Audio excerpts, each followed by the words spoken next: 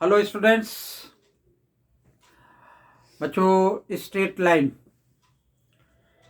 कौन सा चैप्टर है? ये चैप्टर 10 क्लास 11th का।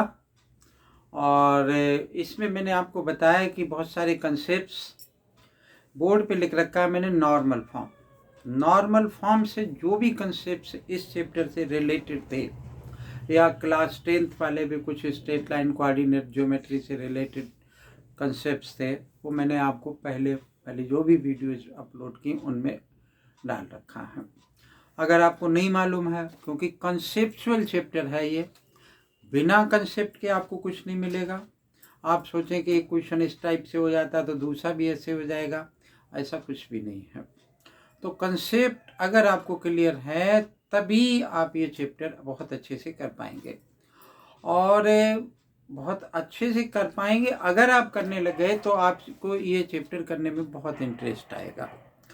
तो हमने जो इस एक्सरसाइज जो हमारी है कौन सी की 10.2, उस 10.2 एक्सरसाइज में क्या था कि various forms of the equation of the line, ये कंसेप्ट था। तो हमने बताया आपके हॉरिजॉन्टल एक्सिस की क्या इक्वेशन होती है, वर्टिकल एक्सिस की क्या इक्वेशन होती है, ठीक है। Point slope form of the equation of line क्या होती है, 2 point form slope of equation of line क्या होती है, slope intercept form of equation of line क्या होती है, सिर्फ intercept form of the equation of the line क्या होती है। मतलब हमने यहाँ तक फोकस किया है, ठीक है। मतलब सबसे पहले मैंने आपको बताया कि y इज इक्वल टू ए, फिर मैंने बताया कि x इज इक्वल टू के या b मान बता दिया हो, ठीक है। उसके बाद मैंने आपको क्या बताया कि y minus Y one is equal to M x minus X one. उसके बाद क्या बताया कि y minus Y one is equal to Y two minus Y one divided by X two minus X one और x minus X one, ठीक है। फिर बताया मैंने आपको y is equal to M X plus C, और उसके बाद बताया कि X by A plus Y by B is equal to, ठीक है। इतने सारे कंसेप्ट थे, और उससे पहले जो कंसेप्ट थे वो उससे पहले के, यानी एक्सरसाइज हमारी 10.1 से पहले के कंसेप्ट थे। तो अब यहाँ पर बात क्या करनी है कि normal form of the equation of the line क्या होती है। देखो हमने क्या किया कि जैसे ये है, तो ये कार्टेशियन प्लेन, एक तो ये इक्वेशन आ गई, इसकी वो लाइन आ गई इसके लिए, और इसके लिए हमारे पास क्या आ गई कि ये आ गई, ठीक है। तो अगर मैं non vertical form of the equation of line ले लेता हूँ, एक ऐसी इक्वेशन मैंने एक ऐसी लाइन ड्रॉ कर ली जो न तो हॉरिजॉन्टल है और ना ही वर्टिकल है, ठीक है, नॉन वर्टिकल है, ठीक है। अगर मान लो कि उसका डायग्राम बनाते हैं कि इस तरीके का एक डायग्राम बनाया, ये हमने वो लाइन ले ली जिसकी की इक्वेशन निकालनी है। तो हमारे पास दो डाटा अवेलेबल है। वो डाटा क्या क्या अवेलेबल है, एक तो यहाँ से इस पर एक परपेंडिकुलर डिस्टेंस दे रखी जिसको कि मैंने P सपोज कर दिया, ठीक है। दूसरा एक एंगल दे रखा है in the positive direction of the x axis. मान लो कि इस एंगल को मैंने ये W जैसा लिखा, इसको क्या पढ़ते हैं ओमेगा, मान लो ये थोड़ा सा ऐसा घूमा हुआ है ओमेगा, ठीक है। तो अब ये लाइन है L मान लिया, ये ओमेगा एंगल है, ये पॉइंट मान लो कि A मान लिया, इसको O मान लिया, नाम कुछ भी डाल लें कोई फर्क नहीं पड़ता।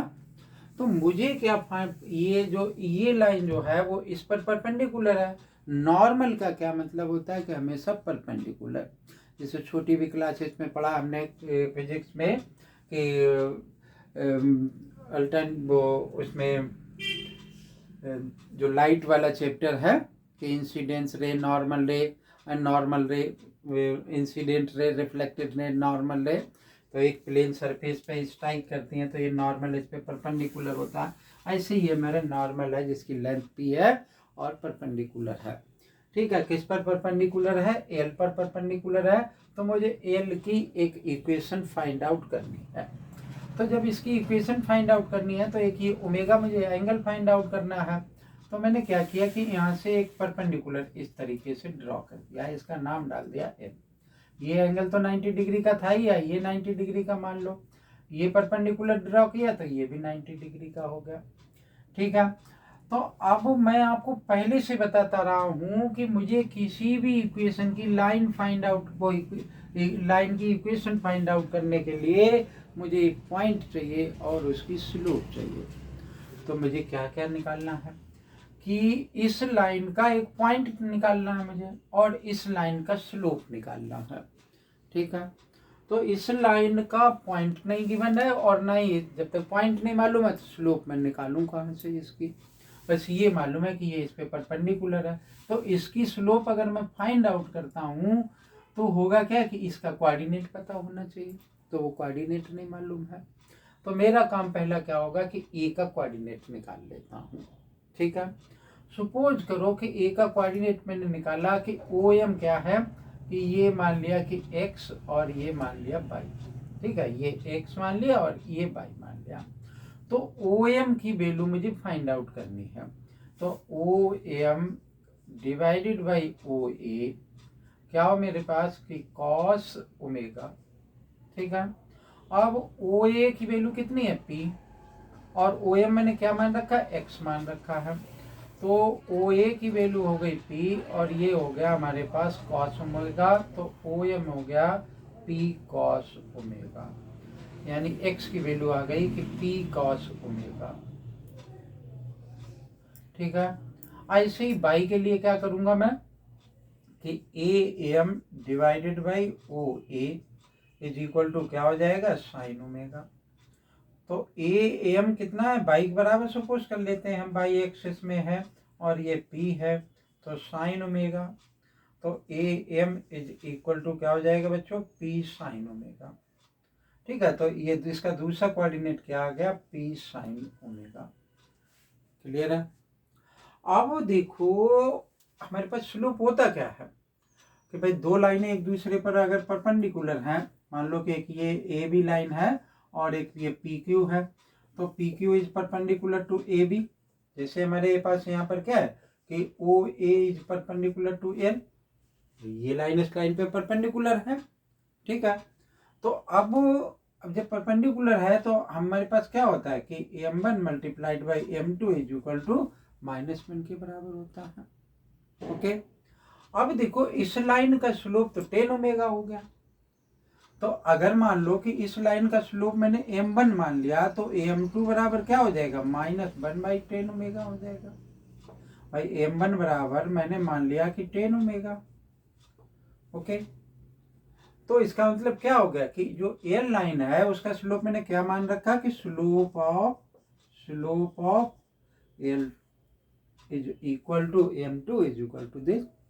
अब देखो 10 ओमेगा के अगर हम वैल्यू डाल देते हैं तो क्या आ जाएगा 1/sin ओमेगा और नीचे कॉस आएगा, तो उसको मैंने कॉस ओमेगा यहाँ ले आया तो माइनस कॉस ओमेगा और divided by sine omega.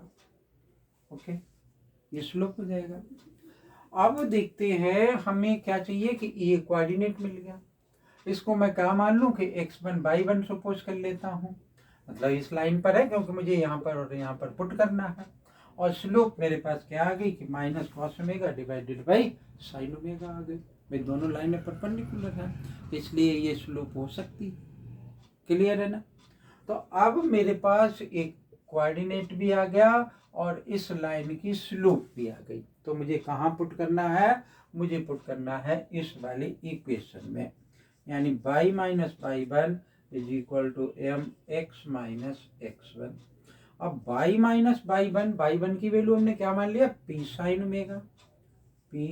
Omega is equal to m क्या हमारे पास m minus cos omega divided by sine omega और ब्रैकेट के अंदर x माइनस x1 यानी p कॉस ओमेगा। ठीक है, आप अगर इसको सिंप्लीफाई करेंगे, क्रॉस मल्टीप्लाई करें, कॉमन लें इधर उधर से और बिल्कुल परफेक्ट करें तो ये किसके बराबर निकल करके आएगी, ये इक्वेशन आएगी x cos omega plus b sine omega is equal to p। ठीक है ना। जैसे इसको इससे क्रॉस करोगे तो ये साइन उसके स्क्वायर ओमेगा हो जाएगा, इसको इससे मल्टीप्लाई करोगे तो ये माइनस क्या हो जाएगा एक्स कॉस ओमेगा होगा, उसको इक्वल के इधर लाओगे तो ये प्लस में हो जाएगा। इसको जब इससे मल्टीप्लाई करोगे तो क्या बनेगा हमारे पास, p और कॉस स्क्वायर ओमेगा बनेगा, ये प्लस हो जाएगा, इसको इक्वल के इधर लाओगे, इससे जब मल्टीप्लिकेशन करने के बाद p स्क्वायर p हम कॉमन ले लेंगे तो हमारे पास क्या बचा रहेगा, sine square omega plus cos square omega, उसकी वैल्यू किसके इक्वल हो जाएगी, 1 के इक्वल हो जाएगी। ठीक है, तो हमारे पास अल्टीमेटली क्या बनेगा आकर के, that will be the result, यानी ये क्या होगी, normal form of equation of the line होगी। ठीक है, तो ये बच्चों जो नॉर्मल फॉर्म है इक्वेशन ऑफ द लाइन आपको कहाँ पर हेल्प करेगी, जब भी कहीं परपेंडिकुलर का क्वेश्चन आता, कहीं डिस्टेंस दे रखी है, तो आप इस फार्मूले को वहाँ पर या इस कंसेप्ट का आपको अप्लाई कर सकते हैं। ये आपको वहाँ पर हमारे एक्सरसाइज में बहुत सा ये क्वेश्चन है जो कि इससे होंगे, या इससे और आगे वाले जो एक्सरसाइज में हमारी जनरल इक्वेशन ऑफ लाइन है उसको कन्वर्ट हमें करना है, वहाँ पर भी ये हेल्प करेगा। ठीक है ना, अगर वीडियो अच्छी लगे तो लाइक करें, चैनल सब्सक्राइब नहीं कर रखा तो चैनल को सब्सक्राइब कर ले। थैंक यू, जय हिंद।